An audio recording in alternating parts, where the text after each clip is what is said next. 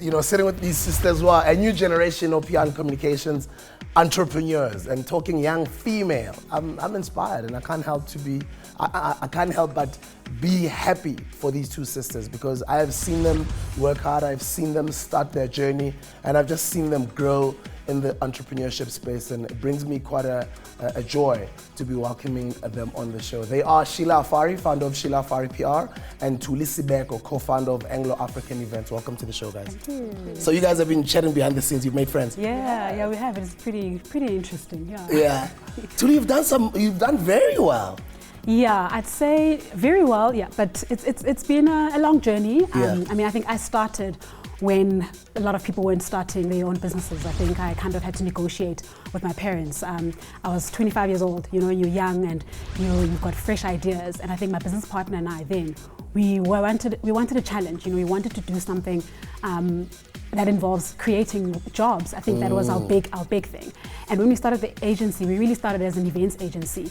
And through the years, we've had to evolve because, you know, things are constantly changing. You know, you can't just stick and do one thing.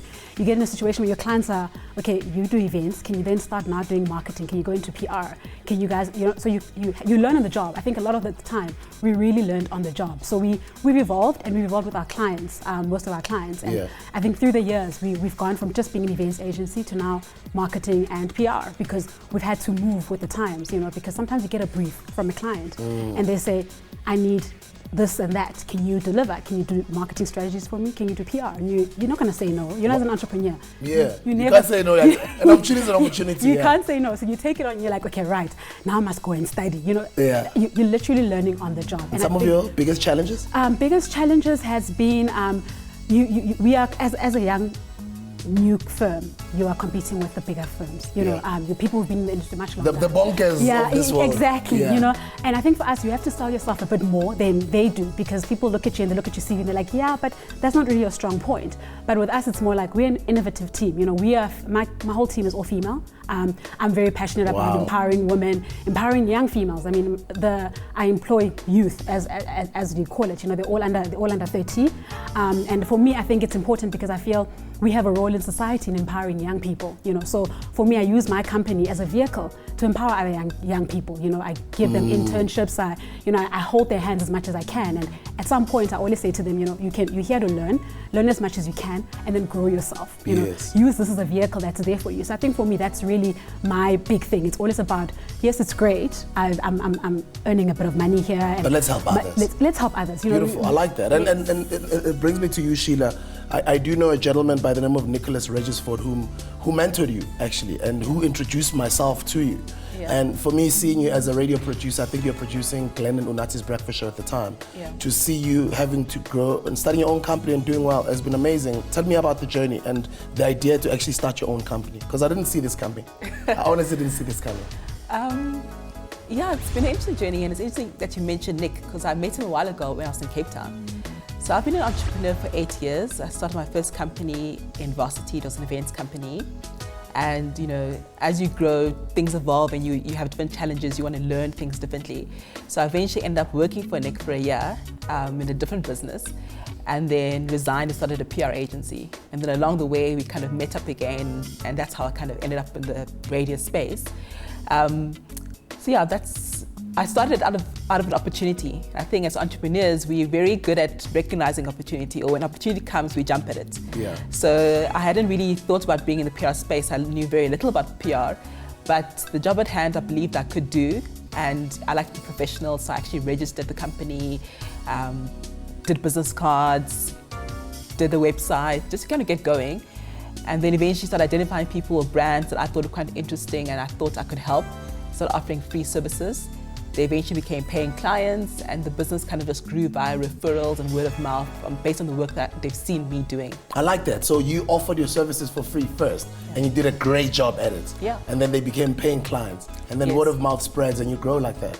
Yeah. So over the past 4 years, the bulk of the business has been through referrals or word of mouth, or people, you know, seeing a campaign or work I've done for another client, and then hounding them to kind of get my details. So I've been privileged in that sense. How important is entrepreneurship? It's very important. I think it's what keeps the economy growing. You know, we take it for granted, but I think I look at a person like me, for instance, might be a small agency, but at the end of the day, I'm responsible for 5 lives. You know, if anything happens, it's those 5 people where they're going to go afterwards.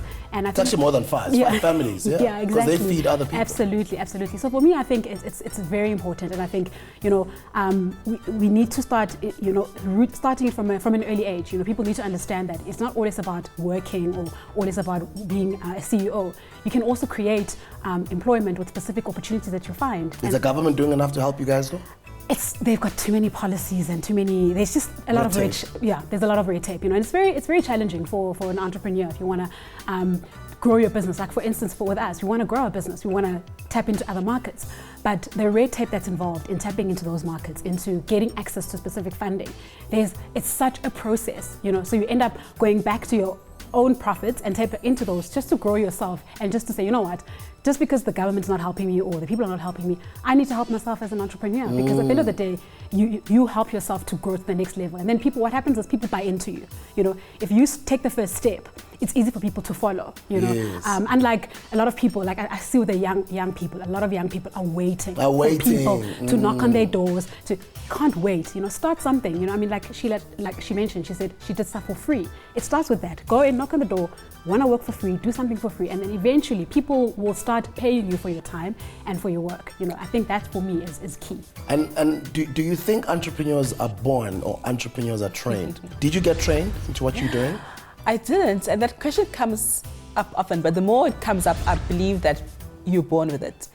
Because, you know, it wasn't a journey I planned on going, but it's something I can't shake off now. Yeah. So every time I think I've moved past a certain stage, it comes back. Yeah. So I think, you know, sometimes you're able to just recognize that there's a need, and, you know, how are you going to solve that need, or how are you going to fit in there? You're not worried about, you know, I need X amount every single month and things like that. The other people who are very comfortable to go work with someone else, they feel safe in that space, they'll do fantastic there. I think it's something that's in you. The drive, right? But although I think some people might not recognize that they have it in them. So I think, you know, it's always worth, you know, toying with ideas, speaking to people, learning more, because I think we need more entrepreneurs on the continent. I think it's the only solution to unemployment. It's the only solution to combating poverty on the continent. So we need to forgo the mindset that go to university and get a job. You know, I know lots of people who went to UCT, graduated with distinctions, are home jobless. And to me, it doesn't make sense. You've got skill, you've learned something. You need to be able to apply that. So if you started accounting, you've got skills. You've got a parent who might need their books done or their tax done. You've got a next door neighbor. You have a friend who started a business. So I think we need to get from the space of thinking someone owes me a job because I've got this qualification to what can I do with this? I love what they're saying, because they're saying start young.